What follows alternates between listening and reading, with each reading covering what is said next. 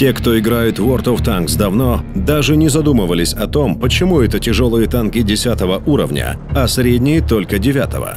Это было бы будто бы очевидно, тем более, что и машинки 9 уровня весьма сильны.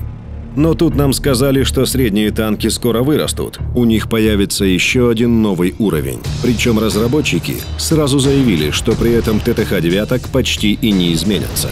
А значит, мы получим еще более сильные средние танки, чем те, что были до этого. Грядет эпоха, когда средний танк в команде будет не менее важен, чем топовый тяж.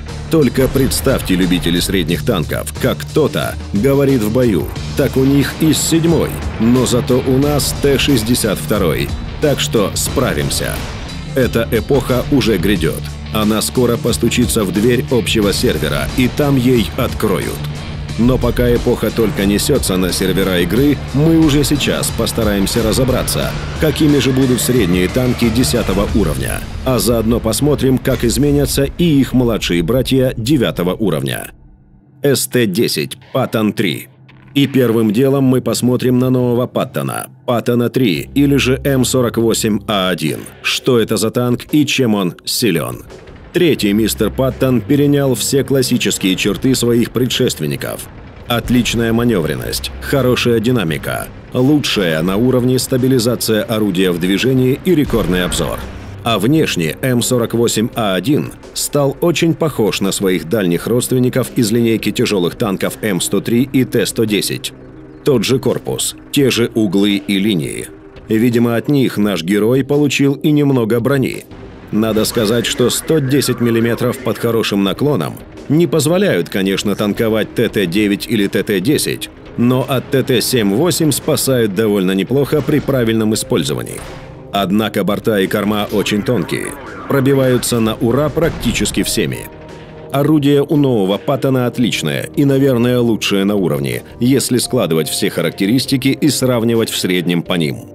Хорошая бронепробиваемость в 268 единиц и более быстрая, чем у предшественника, перезарядка дают нам все тот же отличный урон в минуту. К этому надо добавить, что у Паттона 3 нет главного минуса его коллеги 9 уровня. Разброс на 100 метров у М48А1 всего 0,36, что несравнимо с 0,42 у Паттона-младшего. В итоге мы получаем не только самый точный средний танк в движении, но и один из самых точных при стрельбе с позиции.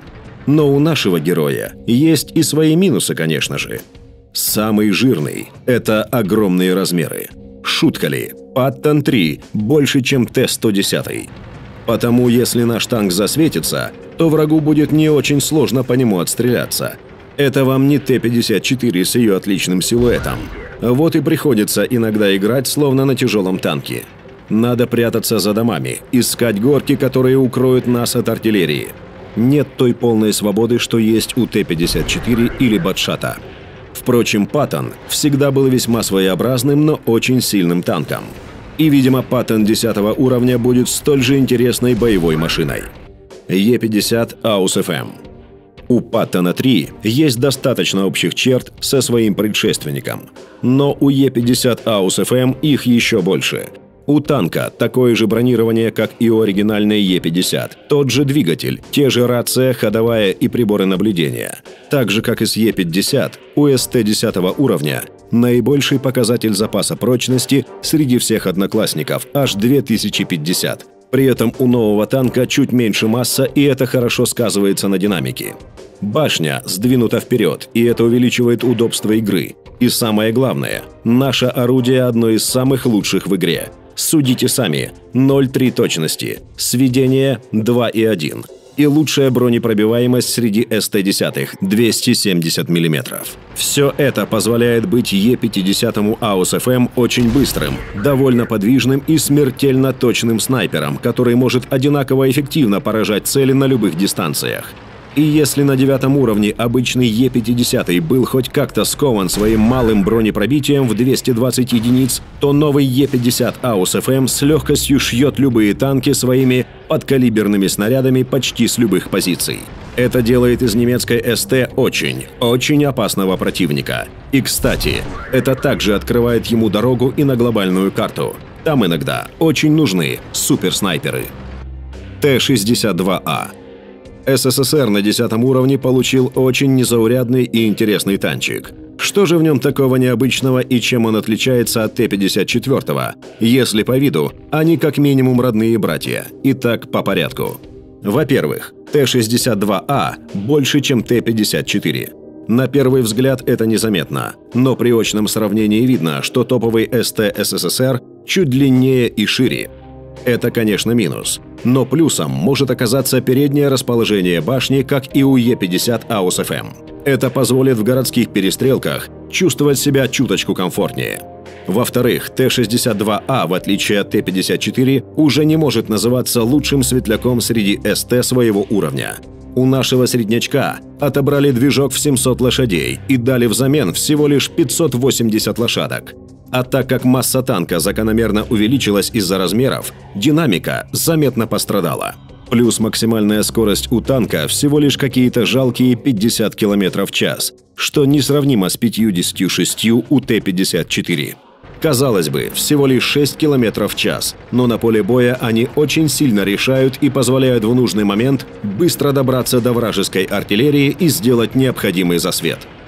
Третье отличие – броня. Да, тут тоже все довольно печально. Лобовая броня корпуса всего 100 мм, как у Т-59. Очень и очень мало, учитывая, что у Т-54 целых 120. Но это, может быть, можно будет как-то компенсировать практически непробиваемой башней, у которой 240 мм под дикими наклонами. Корпусом на Т-62А уже не потанкуешь, но с другой стороны, это будет мотивировать владельцев данных СТ играть более динамично, ориентируясь скорее на маневр и стрельбу, чем на броню и вытанковывание урона. Кстати, о стрельбе. Говоря о всех минусах и печалях, мы забыли о главном. Наконец-то советский средний танк получил отличную пушку. У Т-62А стоит прекрасное орудие – Д-54ТС со стабилизатором и прочими вкусными плюшками. В итоге разработчики подарили нам не только пушку с быстрым сведением, отличной стабилизацией в движении и при повороте корпусом, но с равным другим СТ-10 уроном в минуту. Разовый урон у нас все такой же небольшой, всего 320 единиц. Зато скорострельность просто поражает – 9,9 выстрелов в минуту, что в бою позволяет нам стрелять через каждые 5 секунд. Конечно, в некоторых случаях большая альфа эффективнее, но поверьте, нет ничего приятнее, чем держать на гусле неопытного водителя тяжелого танка, который забыл прокачать умение ремонта. А Т-62А это вполне по силам.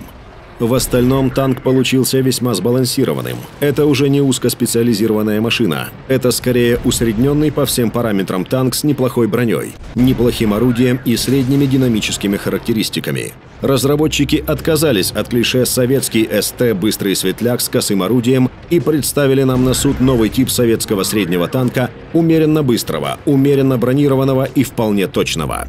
И, возможно, такой тип СТ понравится игрокам больше, тем более, что Т-54 уже немного надоело. Переездили на ней сильно. Батшат. А вот французы не получили новую машину 10 уровня. Им просто подняли наверх старую Батшата. Что же сделали с этим танком? Во-первых, добавили прочности. Батшат, конечно, все равно наиболее худенький из одноклассников, но теперь его 1800 единиц прочности позволяют пережить на 1-2 попадания больше. В остальном все по-старому, кроме орудия. Да, теперь у Батшата не 100-миллиметровое орудие, а целых 105-миллиметровое. Оно другого размера, выглядит иначе, и хотя короче сотки, ТТХ его ввергают в ужас. Теперь у французов в барабане не 6, а 5 снарядов. Все они наносят в среднем 390 урона, и перезарядка равна 37,5 секундам. Перезарядка же внутри барабана 2,7 секунды. И нельзя не отметить, что разработчики, вводя новое орудие для Батшата, хорошо поработали над сведением и стабилизацией оного. Теперь Батшат не боится стрелять сходу на небольших дистанциях, а стрельба с места после остановки не заставляет заснуть из-за очень долгого сведения. Разброс при повороте башни или корпуса тоже вполне приемлемый. Но главное даже не это. Главное – это около 2000 урона с барабана, которое мы имеем в кармане, и ужасающая бронепробиваемость в 259 единиц. Что это значит на поле боя? Это значит, что мы практически гарантированно можем слить в одну калитку любой тяжелый танк 9 уровня и почти гарантированно делаем недееспособным любой тяжелый танк 10 уровня, который с остатком прочности сможет сделать чуть более, чем ничего. Это, конечно, если все ваши снаряды попадут в цель и пробьют ее. А если говорить про взвод батшатов, то это просто апокалипсис в чистом виде. 6000 урона на троих. Это позволяет аннигилировать целые вражеские взводы и фланги. Но, как и раньше, играть на батшате довольно-таки сложно. И смогут пользоваться всеми его преимуществами только сильные игроки. Все владельцы нынешних средних танков 9 уровня одновременно очень боялись и очень хотели ввода СТ-10. С одной стороны, так не хочется прощаться с уже ставшими почти родными Т-54, М-46 Паттон, Е-50. С другой, очень интересно, что же для нас подготовили разработчики на 10 уровне. Все самые жестокие опасения самых боязливых танкистов не оправдались. Топовые орудия с отличным уроном и пробиваемостью никто у СТ-9 забирать не стал. То есть с пониженным балансным весом не 9,5, а 9,0, как и должно быть, наши среднячки будут отлично нагибать на своем уровне. Но что-то ведь должны же были отобрать. Так и случилось. Во-первых, у СТ-9 забрали рекордно большое количество прочности для своего уровня. Теперь запас здоровья больше соответствует их классу техники, и нет такого большого разрыва между 8 и 9 уровнем средних танков. А во-вторых, среднячков понерфили по мелким нюансам. Е-50 снизили скорость поворота, увеличили разброс и снизили скорострельность. Паттон почти аналогично. Немного лишился обзора, стабилизации орудия в движении и подвижности. Но что интересно, Т-54 при этом практически не нерфили. Даже наоборот, советскому СТ улучшили комфорт езды в стоковой комплектации и серьезно улучшили стабилизацию орудия в топе. Видимо, тут сказались комментарии многих игроков, которые считали Т-54 наиболее слабым СТ 9 уровня. Так что не стоит бояться, что ваша техника, ваша давно прокачанная и любимая техника вдруг стала мусором. Отнюдь. Танки в чем-то даже стали сильнее, учитывая изменения балансного веса. Ну а нерф он весьма незначительный. А вот такие изменения происходят с игрой в версии 0.75. Однако это еще не все. Вскоре мы поговорим, что случилось с ПТ-9 и какими стали ПТ-САУ 10 уровня.